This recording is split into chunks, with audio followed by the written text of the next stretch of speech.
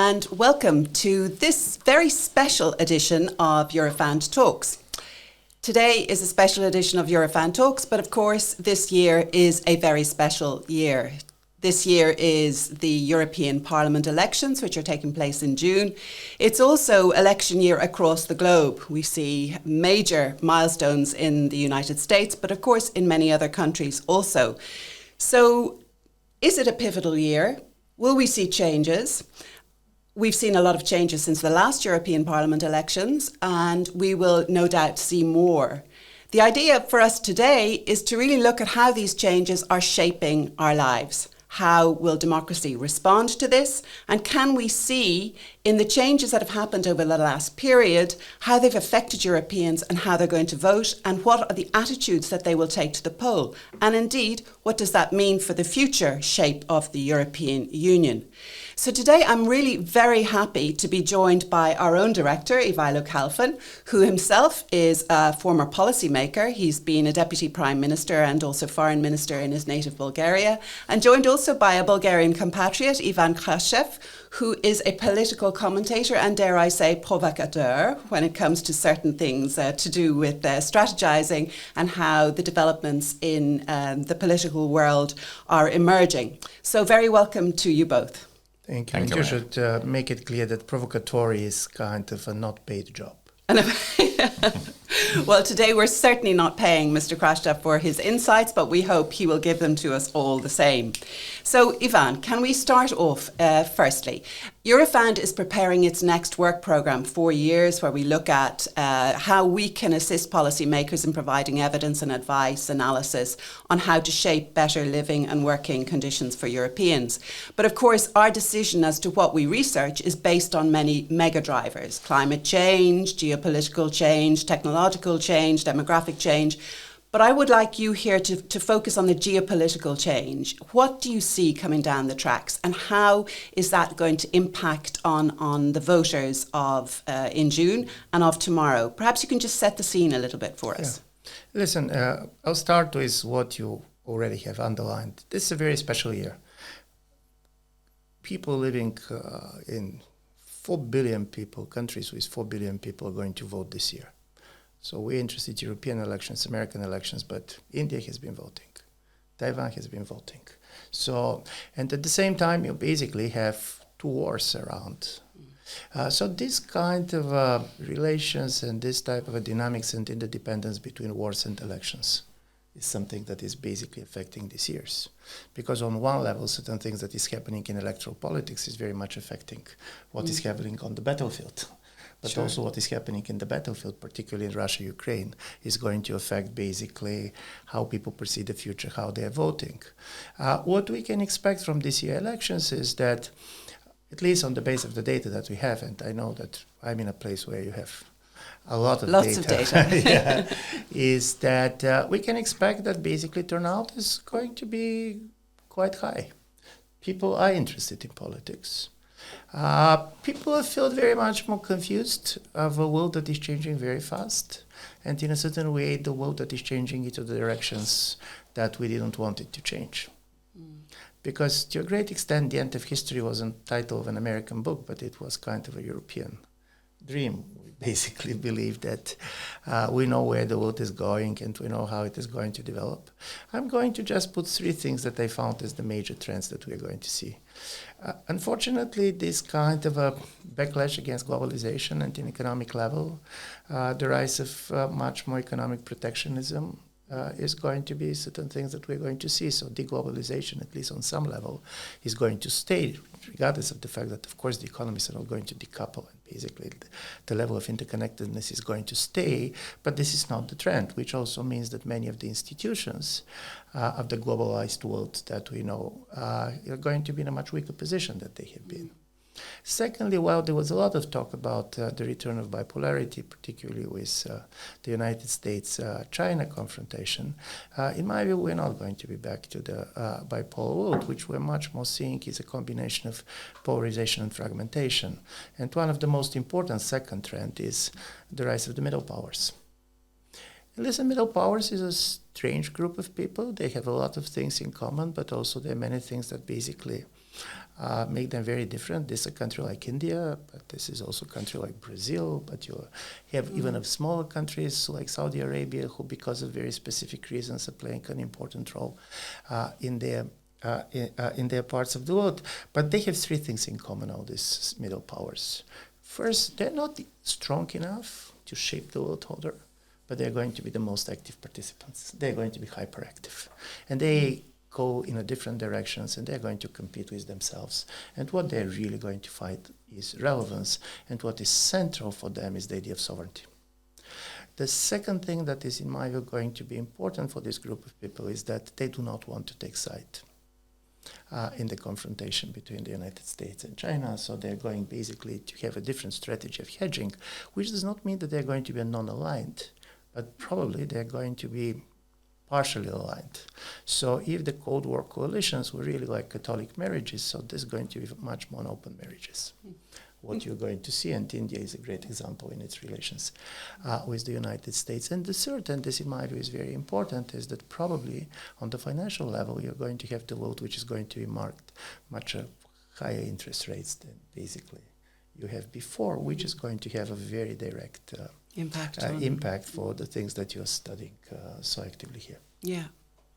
That's fascinating. In fact, just to refer back to that middle powers issue, I mean, you talked earlier in some of your work about Europe coming to terms or realizing that this really was a changed world, that it was no longer the center of the world, and that Europe had to adapt to that by realizing it was vulnerable to be shaped by other models. Can you just kind of elaborate a little bit on that? Listen, there's certain things that in a certain way does not need to be taken tragically, but they're the reality. Demographically, the number of Europeans in the world are going to shrink, not to increase. And from demographic point of view, we're going to see a major changes because these data are not sure how much we know about the democratic transition, but about demographic transition we know quite a lot.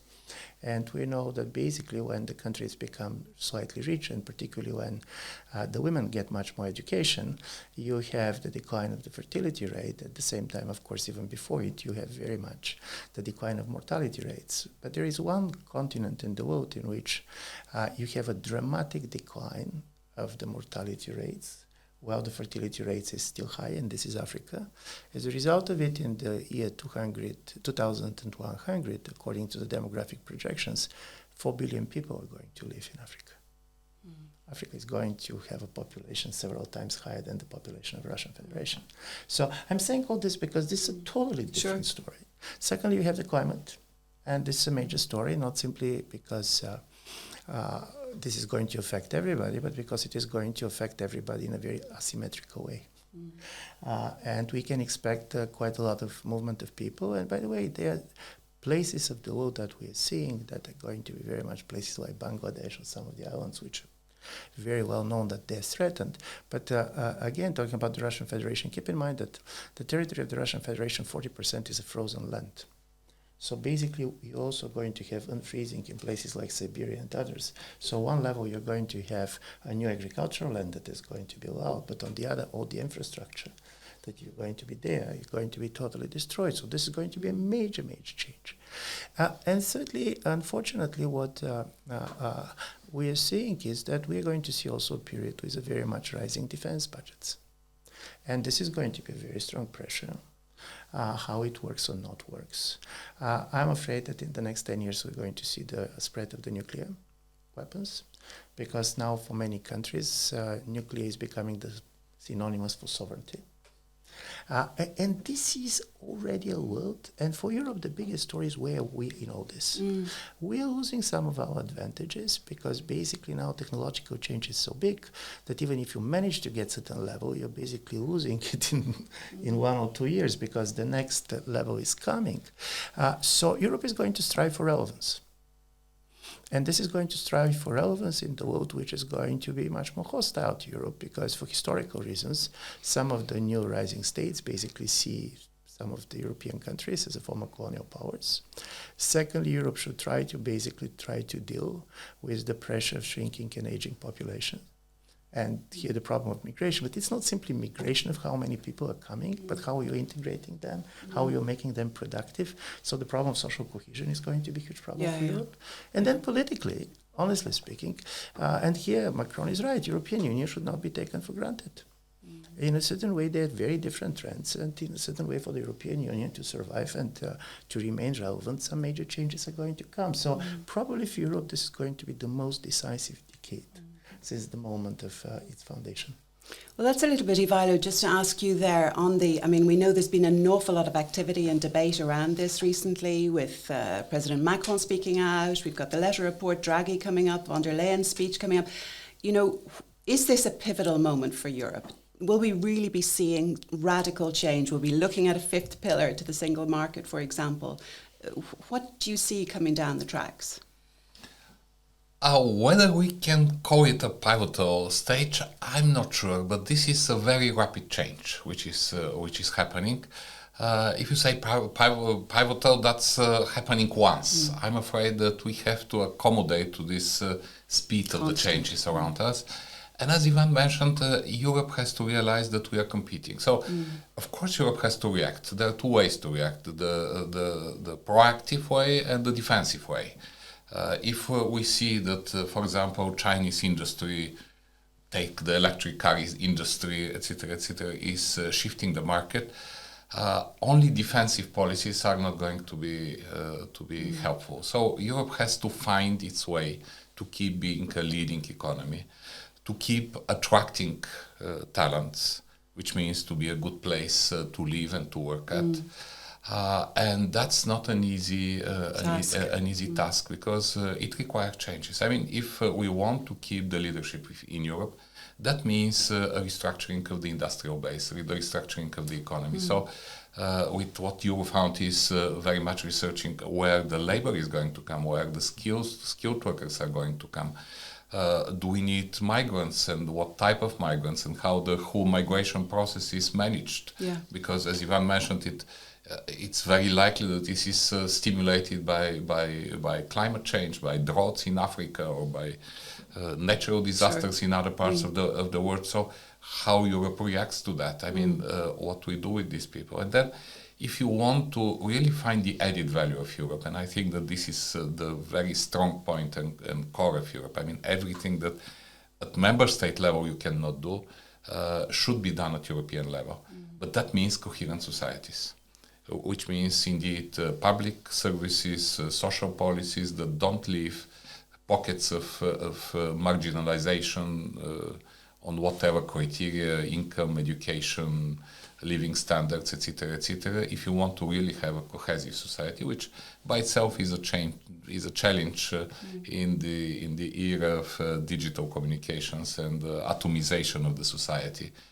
Everybody focused on the digital media rather than on what we could do commonly.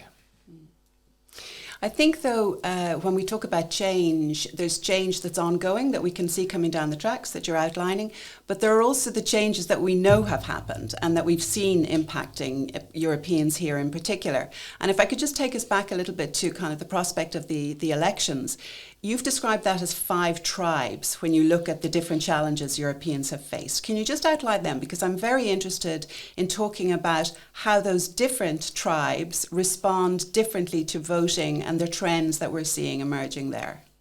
Yeah, listen, the story is that for the last 15 years, and you're totally right, we always talk about the crisis which is going to come. But the crisis that we have experienced is shaping us. And there was 5 very important crises. All of them have been pan-European. All of them basically has an existential meaning for every European citizen. And all of them also has a very strong impact on the performance of the European institutions. They basically created an institutional response which was very much out of the box. And the first is climate, which has become kind of critically important in many respects. And the European Commission and the last 5 years were very much basically also shaped by this. Then, of course, you have the economic crisis, which started 2008, 2009, but then it has a different evolution and forms. It started very much as the crisis of the common currency, but then now it was much more take the form of low growth levels and basically inflation and so on. And then you have the migration crisis, which basically started 2015, but in a certain way, this is not a crisis that is going to end easily. You have COVID and you have the war. And in a certain way, all of them are never-ending crises.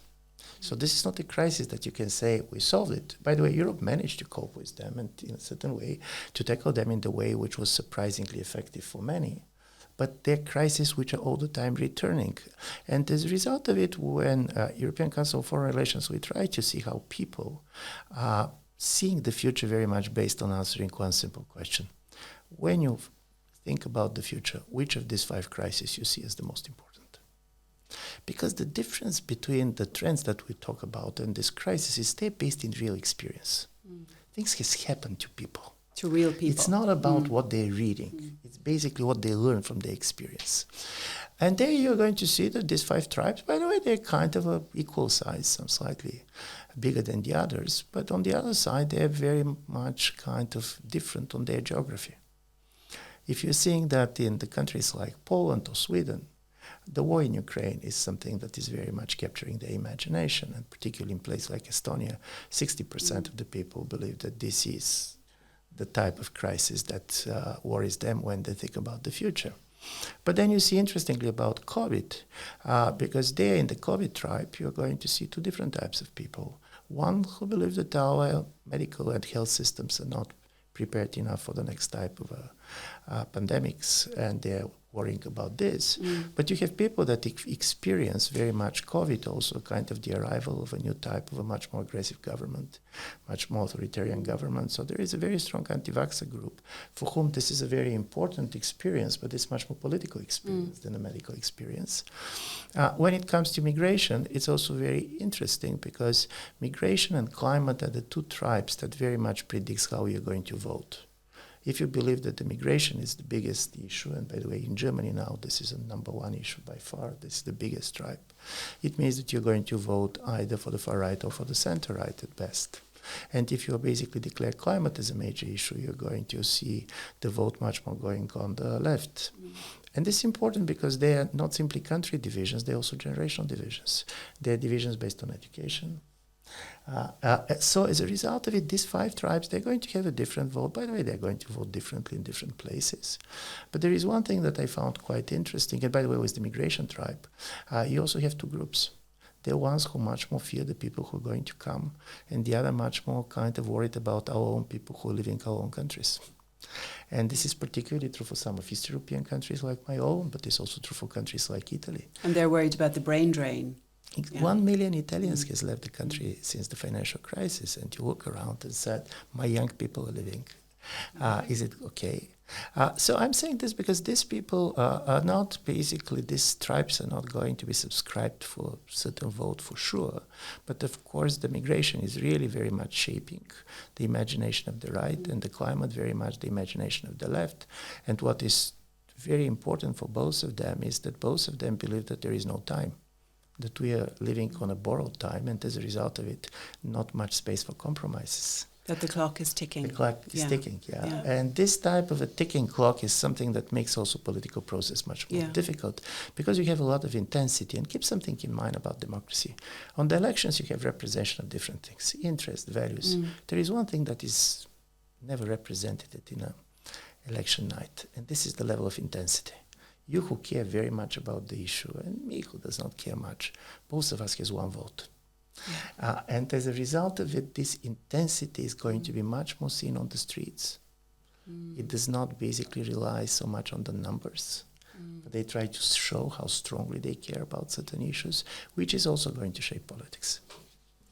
Ivailo, that's something I know you slightly, Ivan has said before, that he actually doesn't believe to mobilise these European voters, the same people who have a vote each, those who agree or disagree, that it's important to maybe steer clear of the success stories of the European Union.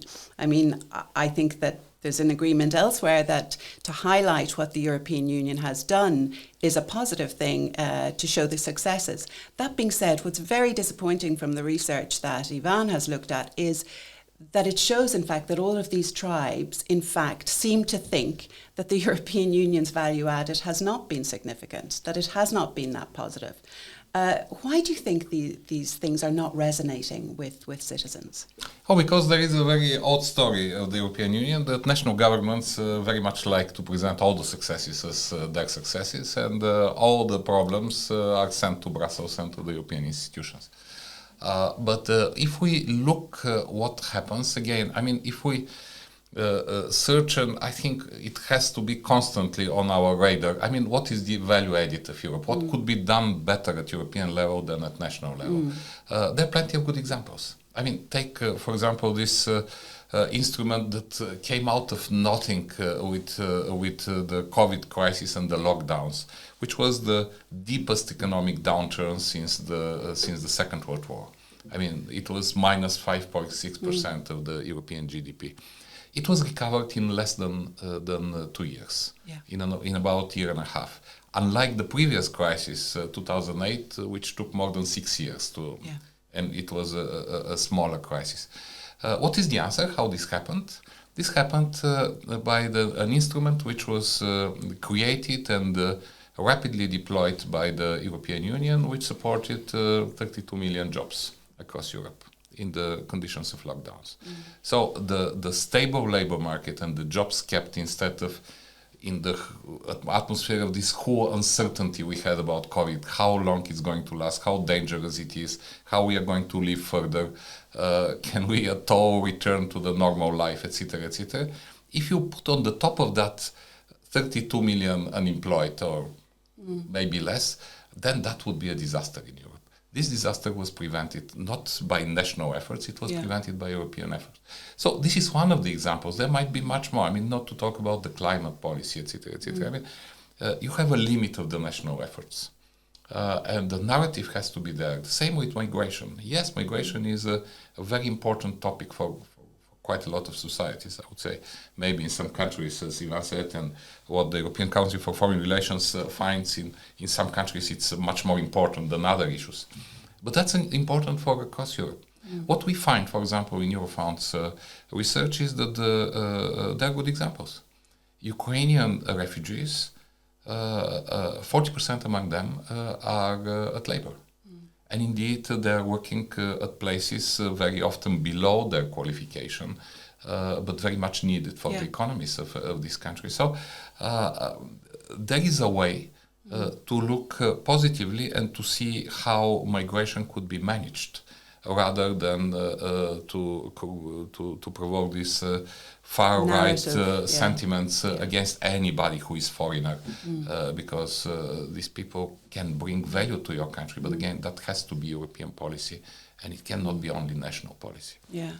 And I mean, that's kind of the issue here, isn't it? I mean, what Ivailo is basing his arguments on is evidence-based. We know that the reaction at the European level to the COVID crisis was much more successful. We have evidence and facts to show that, how it has impacted on people's lives in a positive way. Not clearly COVID itself, but the response to it. But what you're saying is that by fanning the wings of the far right in terms of emulating these policies with respect to migration, in talking about the successes and highlighting the European Union as a positive, that perhaps we're sort of buying into something which could have a negative response for us if we're not looking for this kind of far right reaction. Can you explain that just a little bit? No, try, but listen, people are not research institutes. They live with feelings, with information or disinformation, but also they live with their fears, with their anxiety. And listen, European Union, I very much agree, has achieved quite a lot, particularly this policy during the COVID period. But if you compare, for example, the economic post-COVID growth, United States versus European Union, you're going to see that the United States are very much outperforming. And then the story was they also gave the money, but they decided to give the money directly to the people and not to keep the jobs. So the story is who is doing better. And in my view, you cannot answer this question like this because they're very different economies. They're very different traditions. Everything is totally... And then the energy crisis hit Europe, not the US, totally. Which is a major factor. So what I'm saying is people are on one level understanding And this is why you don't have anti-European sentiments. You don't have type of Euroscepticism which was so typical for 2017, 2019, after Brexit, after the migration crisis. People don't believe that their nation state is going to make it. They're simply not sure that even European Union can make it. It's much more Euro-pessimism than Euro-skepticism. And secondly, many of the things that are happening is very difficult for an ordinary person to try to really have an independent judgment how it works. Things like climate. On one level, Europeans are not in denial of climate change. This is not basically the American right. But on the other, the moment when you push people and go into their everyday life and try to tell them, for example, you're not going to buy the old engine cars anymore. You should change your boiler and so on. They said, what you're doing? I gave you a mandate to change the world. I didn't give you a mandate to change my life. And this is contradiction which is at the center of every politics. And the problem with migration is, by the way, the migration is changing. A new consensus is emerging in Europe. One is when the crisis started in 2015, the clash was between people who believe in the open borders and people who basically believed in a fortress Europe. Both of these parties are dead. Nobody believes that you simply can open the borders, and nobody believes that you can close the borders. The problem now is whom you welcome. And here the problem is very much that we talk about refugees, but what we really want is economic migrants. Secondly, how to do it. And thirdly, there is a capacity issues, because in some countries, and Poland and Germany now are example of this is not that public is going kind of a racist or that they're doing this and that. Simply, they reach certain level of capacity which they need the time to digest, because there is a problem when it comes to the health institutions, there is a problem when it comes to the educational institutions. So people need to adjust. And I like the Ivailo's idea of adjustment very much. We believe that we're changing the world by having a plan for a different world, which we're going to realize. But I do believe more and more the problem is who is going to be the more adaptive. Yeah. Who is going to better adjust to a world which is changing beyond our plans and beyond our wills.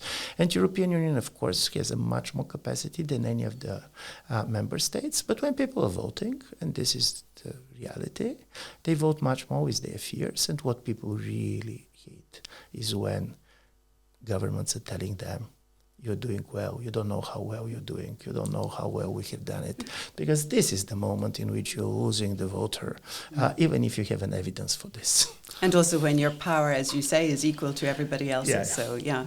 But I mean, Ivailo, coming back to our own work on this, we do see that from the most recent report on social cohesion, we know that when people are faced with crises, they tend to engage more in the system, but it's more with protest than it is with vote. We also see that with the rural and urban divide, we're seeing more rural citizens saying, you know, that they're not less engaged, they're less kind of inclined to vote. What can we do to mobilise people in the right way without telling them that everything is good? There is something very strange if also we look at our e-surveys during COVID. Actually, when COVID hit, which was a crisis that hit all the member states, all the citizens at the same time, unlike the financial crisis, which had different implications in the different member states. So at that point, the trust of the citizens in the governments was much higher. I mean, they were expecting that governments, including the European institutions, take measures. Somebody has to take measures. Somebody has to preserve us from this crisis that is unexpected. We don't know how this is going to develop, how this is going. And then with the time, and I think, I mean, of course, there might be different ideas, but more or less the reaction was successful, efficient of this crisis, both at national and at European level. In some cases, there was some overreaction, probably, but at the end of the day, this process was under control. The thing is that when it became under control, then the confidence in the governments went down. So people need governments when they are threatened, when they are not secure, when they feel that there is a problem coming, but they cannot assess the size of this problem. And that's why also in this reports of Eurofound that you mentioned, we are trying to see what are these divides. And I absolutely agree with Ivan. I mean, people are living their own lives. They don't think about global politics, etc., etc. They want to know what is their healthcare, housing, jobs, kids at school, etc., etc. I mean, this is the everyday life of the people. So when we see these big differences, for example, in the report on urban-rural divide, then you can see why farmers are protesting. I mean, there is a very clear explanation, and it doesn't have to do only with the European subsidies. It doesn't have to do with the Ukrainian exports in Europe. It has to do that if you are living in a rural area, you are disadvantaged. Yeah. You have much less public services, you have much less perspectives to do whatever else. If you are not engaged in agriculture, then you don't have much other chances, and agriculture is becoming more and more technological, and they don't need labor. So this whole insecurity and the knowledge that 50 kilometers away, if you go to the town, maybe you are going to have better conditions, but then you have the problem with housing, etc., etc. That creates these protests of the people. So this has to be also understood exactly what are the problems of these people. And at the end of the day, the institutions are there to manage the problems. I mean, to manage, to control the crisis, to manage the problems, and to provide solutions for that. And Mary, there is something that comes a lot from the research that I have been doing. When there is a real fear, governments benefit. When there is an anxiety, protest parties benefit.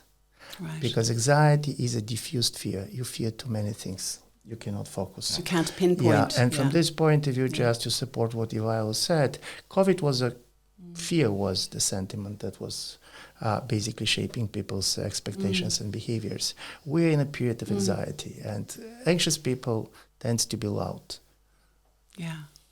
But that's fascinating because, in fact, that feeds into that whole trust element, the trust in the institutions. And we know that's declined over these different periods. As Ivailo said, when you see responses that are seen to be positive and impacting positive, you see trust increasing. But without good trust, social cohesion breaks down. You have disengagement. You have, I suppose, disconnect from society generally. I mean, what can we do? I mean, apart from communicating, but communicating all good is apparently not the way to go either. But when we're living in this era of disinformation and misinformation, how can we do better? You know, what is the challenge we're actually facing there? When you, as you talk about, anxiety is disparate. It's not focused on one thing. You know, for communicators, for example, help me. Listen, if I knew the answers, you'd be a rich man. I'm going to be a very rich man. But one thing that we know on the basis of some of the studies is that, for example, trust in media in general is very much defined by, do you have a local newspaper? Because when it comes to the local newspaper, people basically know when they're saying the truth and when not. And when, for example, this was an American data, but when they trust their local newspaper, it tends to believe that they're trusting mainstream media more in general. So one of the most important things, try to communicate based on the experience that personally has firsthand. Because this is where they can really test what you're saying. When we talk to artificial intelligence, I either should trust you or mistrust you. I cannot check any of this. I don't know how it's going to work. Is it going to work this way or that way? And this is why I'm much more ready to trust any charismatic figure who is going to come, either selling me something or trying to scare me to death. So in my view, this divorce between the first-hand experience of the people and the things that we're discussing is so difficult in politics. Trying to close that gap. Try to close the gap. Okay, thank you very much. I mean, I want to wrap up. Usually we do a talk to me in 3, sort of at the end of these podcasts. Today we'll talk to me in 2, so I'll give you 1 each.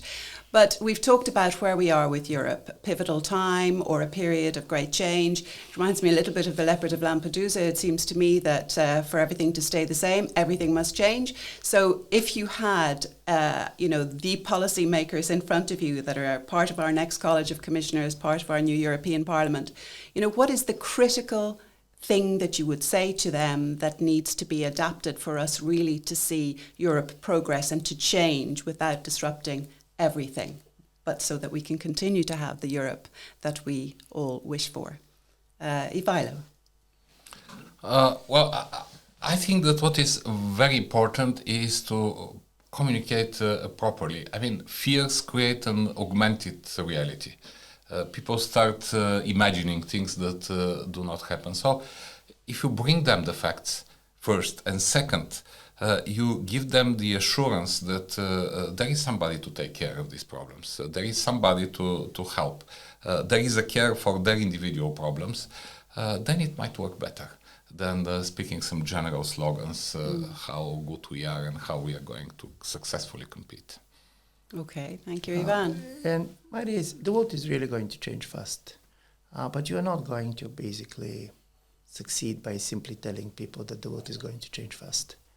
In a certain way, you should think and prepare for the world to change fast, but we should also try to reassure people that governments are in control. Because the fear that governments are not in control is one of the reasons that you have this kind of a very intensive resentment without a project, resentment without an alternative, but they want to be sure that somebody is in control. So this is my story, reassurance at the same time combined with a clear understanding that the things are going to change very fast. And by the way, they're going to change for us, not only for the others. So what I'm hearing from you both is to remind ourselves that people are really at the core of the European project, as they always have been from the start. Thank you both extremely much for today. It has really been a fascinating exercise to do a quick whirlwind tour of where we are at this very important time for Europe. Eurofound Talks many things. Today we went a little bit more global, and I think it's been a really fascinating experience. Thank you to both Ivan Krastev and to Ivailo for joining us this morning. You can hear all of our other podcasts on your Spotify, or indeed anywhere else where you actually download your podcasts. They cover trust, for example. They cover sustainable work into the future, and they look at all of the issues related to social cohesion, gender equality, etc., which have been raised today. In the meantime, you can also access the information on our website, and indeed you can look at Ivan Krastev's work, where he is available also in the New York Times, Financial Times and other media. And until the next time when Eurofound speaks to you.